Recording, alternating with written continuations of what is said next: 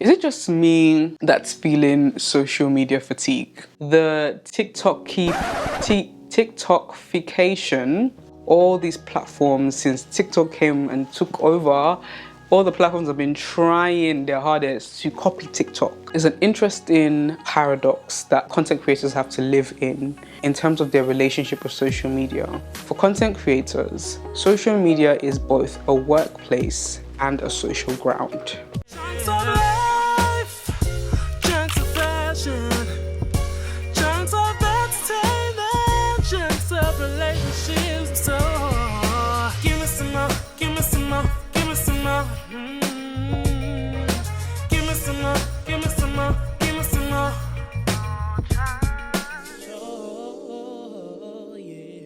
Hello guys, welcome back to the Mochunks show. Guys,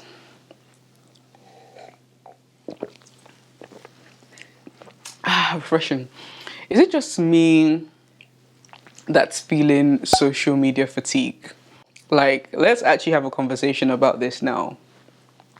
Especially as a content creator, I can imagine people who aren't content creators and primarily consume content instead of creating it are also feeling social media fatigue. But I definitely want to go into, in this video, why I believe your fave content creators, such as myself, are burning out and getting social media fatigue.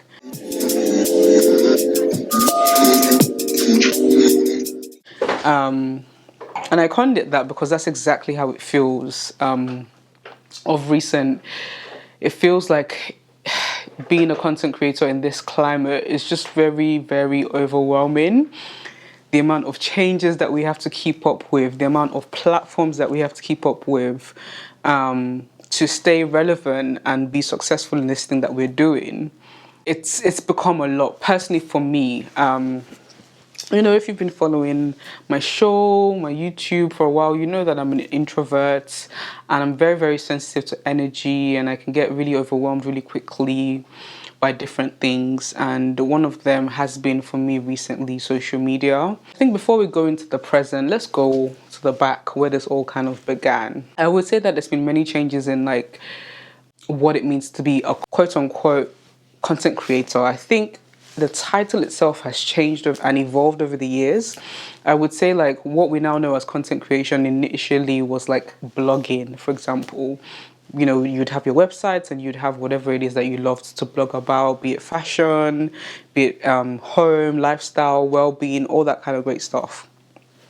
And you'd kind of blog about that. You'd have your website. I definitely started off as a blogger and someone who used to tweet and, you know, post on Instagram here and there. And I would say that, you know, then YouTube kind of came along. So then we had YouTubing or YouTubers. So that was the next like phase of what we now know as content creation YouTubers. And, you know, YouTubers came in and, you know, they really took over that kind of YouTube space. And I would say from like the last 3 years or so, we've now seen all of that being lumped into content creator or influencer. And it's very important to mention both content creator and influencer because I believe not all content creators are influencers and not all influencers are content creators. And it took me a while to kind of work out where I personally sit with that. I would say that I'm more of a content creator than an influencer in the sense of consumerism and in the typical way that we know influencers to be, which is influencing you to buy or purchase products or buy into different brands and that kind of thing. And yes, whilst I've done some influencing work, I would say that generally I prefer being on the content creator side. There's also like UGC content creation now where it's not really about the pressure. So if you know music, please, it's less about the pressure to sell and more about making good content that brands can then use on their social media pages and other marketing materials such as newsletters, billboards, that kind of thing. So you make the content and they just post. You don't necessarily have the pressure to post on your page. And when I found out about UGC content creation, I was like, that is more me. I enjoy the process of making content, whether it's, you know, lifestyle, fashion kind of content, which you'd see more on my personal YouTube channel, Mochunks, check it out, or my talk show. Although it's now fallen under content creation, podcasting, talk show host, that kind of thing. I would say I'm a host, I'm a presenter, but it also kind of falls under content creation. I enjoy this stuff. But I would say that a lot of content creators have been forced into the influencing space. Not forced, so to speak, forced because it's a good source of income. You know, brand deals, sponsorships for like shows, podcasts, that kind of thing. Really help to move things forward in terms of earnings, in terms of production costs, in terms of just earning a living, you know, whilst you create content full time, if that's what you do. And I would say that a lot of influencers have also been forced into the bracket of content creators, where brands, because of their influence, will require them to create unique content to sell their products, even though it's going to be on their pages. But sometimes the two kind of merge together. I would say that I am an influencer to a degree. Like I said, not in the typical sense in terms of selling products and that kind of thing. I mean, I do have some influence, but that's not... I'm more of a content creator than an influencer. I am an influencer, but I'm more of a content creator. I feel more safe as a content creator than an influencer, if that makes sense, and as like a media personality. So that term has kind of changed and evolved over the years, and it's been quite nice to kind of be on the creator side, seeing how it's changed, moved, and evolved. Whilst the title has changed, what it means to be a creator, a content creator, I believe also platforms have shifted. I already mentioned that, it was all about blogs, blog sites before WordPress, blogspot.co.uk, and then you have your own domain eventually, mochunks.com in my case. Having your blog, was the thing before, and then YouTube, big hits. We saw the OGs of, speaking of the UK, Shirley B. and Young. In America, Jackie Aina. I'm thinking of somebody else who was like a baddie in the makeup space. Beauty by JJ. I believe she's changed her name. Jenny Jenkins. Chanel Boateng. Who else was in the YouTubing space back then? Back when YouTube was YouTube. Like, YouTube has changed. I've even done a video about that. You guys should definitely check it out. YouTube has changed over the years. Like, when YouTube was YouTube and YouTubers were creating YouTube content, that was the time. I feel like now, if you are an avid YouTube follower, I've kind of noticed a new trend or pattern is in a sense that YouTubers aren't really making content for YouTube anymore. They're now making content for social media sites or other social media sites such as TikTok, Instagram. So the short form videos is what like the OG YouTubers are now into, if they're still into YouTube anyway, or if they're still into content creation, because a lot have kind of left the space. But yeah, we had that era of YouTube when they were making content on YouTube. Now it's more about the vlogs, I've noticed.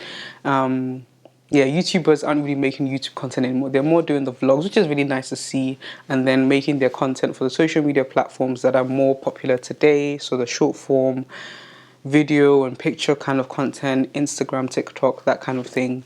I feel like YouTube is still alive. A lot of people argue that YouTube is now dead.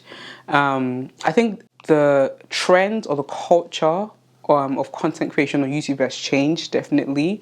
But I don't think it's dead. I think it's still alive for things like vlogs and, podcasts, having the video version of your podcast, for example.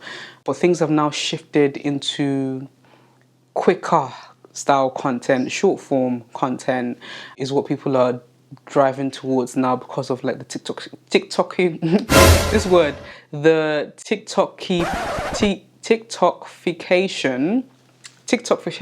Somebody that went to school. TikTokification of content. There you go. Has happened to us all as content creators, in the sense of long form has now become short form. Short form is now the preferred content style, or seems to be the more popular style of content these days, that all these platforms, since TikTok came and took over, all the platforms have been trying their hardest to copy TikTok. The Reels came out on Instagram and now on YouTube Shorts. And I personally feel like, as a content creator, I feel like all these apps are so demanding of you, in a sense of you have to kind of maneuver them in a way where you're making individual content for each platform. For example, if you're like a YouTuber, like I do YouTube, so I often find myself having to make, or because I want to reach different audiences, nobody's forcing me to do it, but because I want to reach different audiences, I have my long form content, and then I tend to repurpose it for like the short form, Reels, TikToks, YouTube Shorts kind of content. So I have personally found that really overwhelming, especially when the platforms are like quite zealous over the content in terms of trademarking. There's all these like rumors about, oh, TikTok doesn't like their logo on Instagram, Instagram doesn't like their logo on TikTok, Instagram doesn't like their logo on YouTube, and it just looks weird anyway, having a different app's logo on the video that you're posting on the different platforms. So what you're finding is content creators having to repost the same content on different or multiple social media sites and making it palatable for that social media site, because I believe every social media site has its own language. YouTube Shorts has their own language, YouTube has its own language, TikTok slightly different language, Instagram slightly different language, especially where TikTok is so new and you may not know whose timeline you will land on. It's so random. That's like the reach of TikTok. Whereas Instagram and YouTube is more about your followers. Sometimes I think YouTube does push you out to new people, but generally it's a different language because of how familiar people are with you on each platform. I think also with, in terms of changes that's happened on social media recently, is how often you have to show up in terms of consistency, or how often you feel you have to show up. Some people will advise you need to post every day on TikTok and on Reels and that kind of thing. Because it's short form, I think quality has dipped, but the quantity in terms of how much you have to show up has increased. And although it's short form, I still feel like it can feel like a lot compared to maybe YouTube, where you post twice or 3 times a week or something like that. Whereas you're made to feel like you have to show up every day because it's shorter form.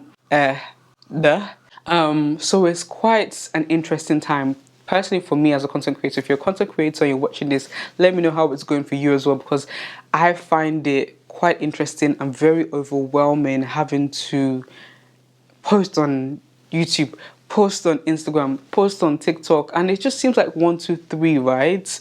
But I just find it overwhelming sometimes, having to kind of speak the language of the different apps and trying to be relevant. That's it, relevant on each app.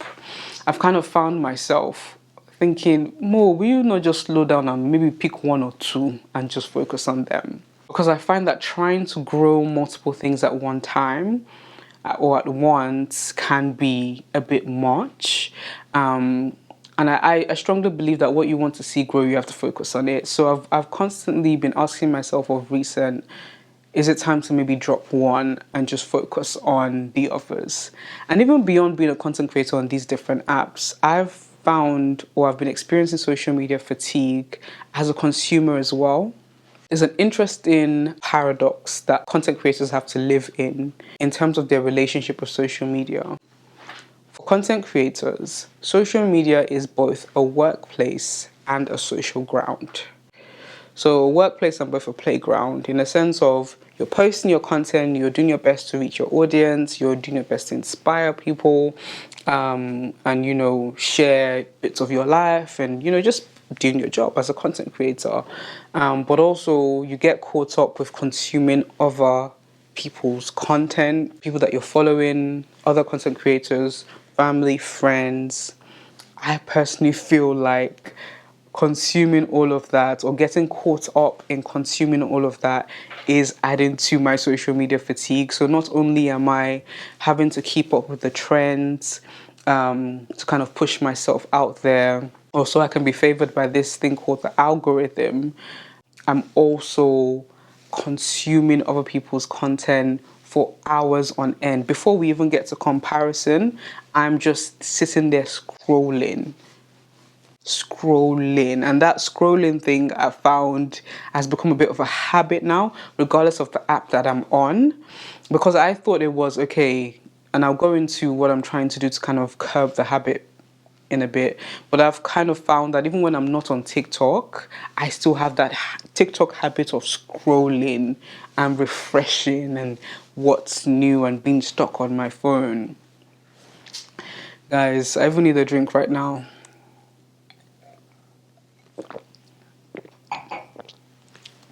It's too much. I literally have had to catch myself several times, like, Mo, put your phone down. This device,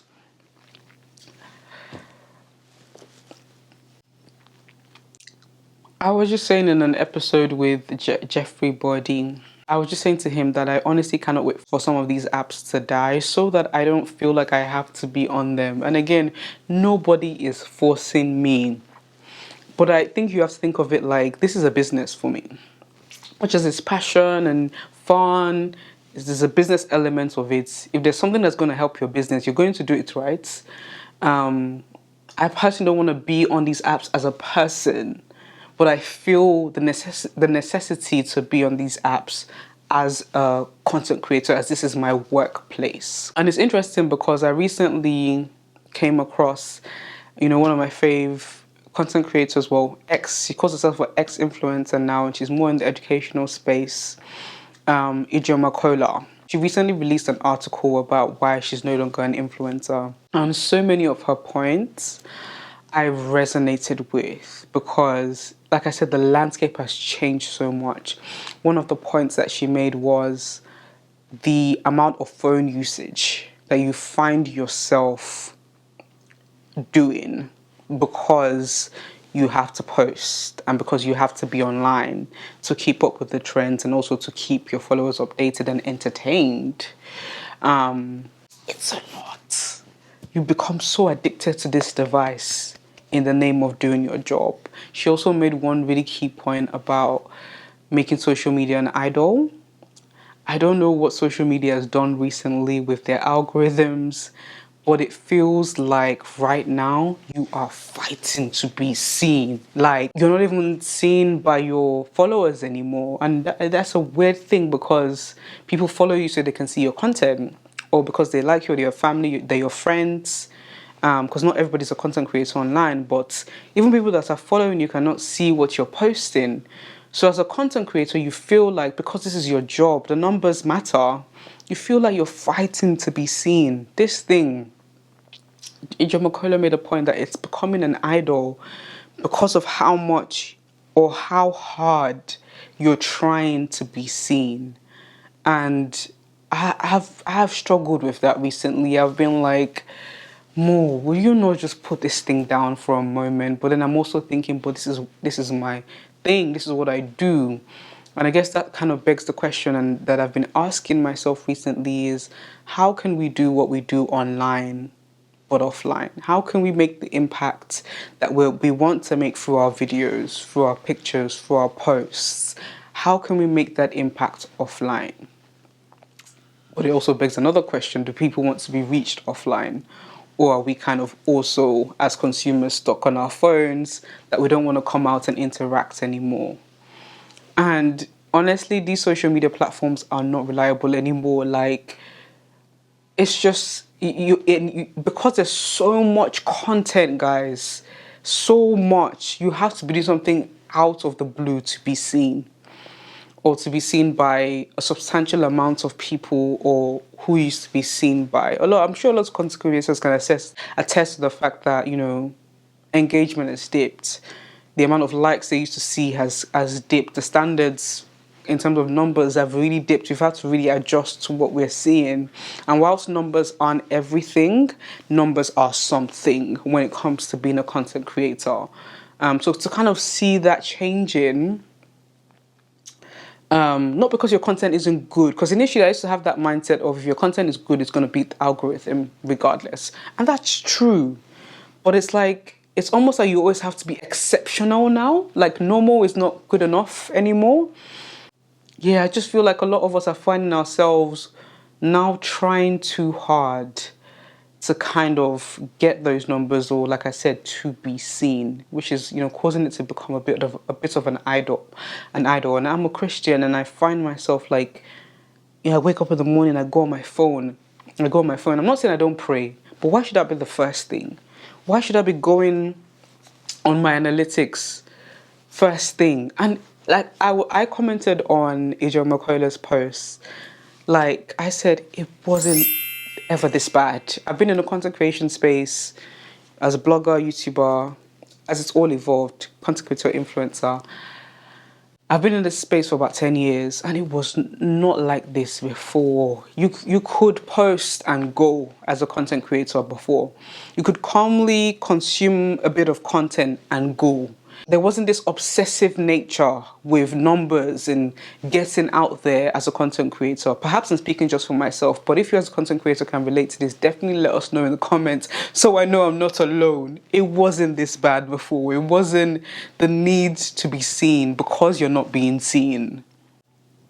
It's kind of like a toxic cycle. I honestly feel like sometimes I feel like I'm in a toxic relationship with social media.